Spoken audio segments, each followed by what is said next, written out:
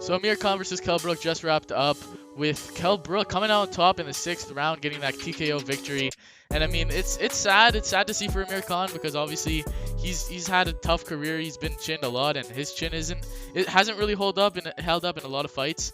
And this fight was just a testament to that, as Kell Brook was just able to stop him throughout the fight, and he just put it on him. And it was a great performance by Brook, but it was tough to see as well.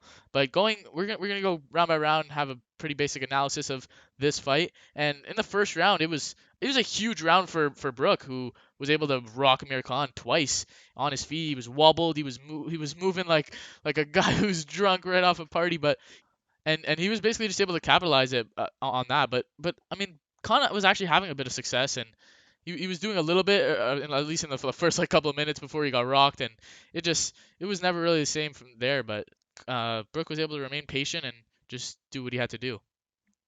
Yeah, and even in the second round, like Khan had some moments of success, and he was actually able to recover kind of fast, surprisingly, from the first round after getting rocked, and had a decent moment in the second where he was able to catch Brook a couple of times with some decent shots, but it just it's the chin of Amir Khan just can't stand up to the occasion, man. It's just not, especially with his age as well. It's just definitely even deteriorating more than it was before, and even though it was probably a close round and maybe could even edge it to Khan, Brooks pretty much had control over that fight the whole time.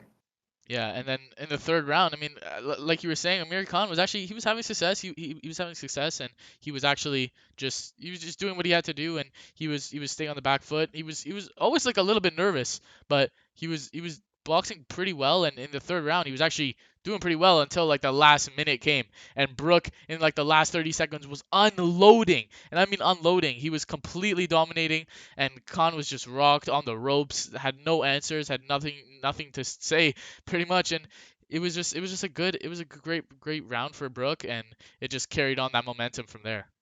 Yeah, definitely. And like you said, carried on that momentum like we saw in the fourth round. It was pretty much all Brook just landing big bombs on Khan. I was surprised he was actually able to keep staying up, but it just was to no avail as Khan didn't really have any answers for the rest of the remainder of the fight and was just pretty much getting sprayed with huge punches and was pretty much just getting dominated. And Brooks was controlling the ring amazingly. He was just pressuring Khan all the time, and Khan was fully on the back foot this entire fight. Yeah, and it just felt like it could be finished at any moment. Brook just had so much more success, especially power wise. You could just see the chin of Amir Khan and the chin of Brook. You saw them against each other, and it was just clear who had the better chin. Brook was had so much more success, and even in that 5th round, landing left and right, outboxing, outpowering Khan throughout pretty much every round, and he was just having so much success, and that's what really led to the stoppage in the 6th.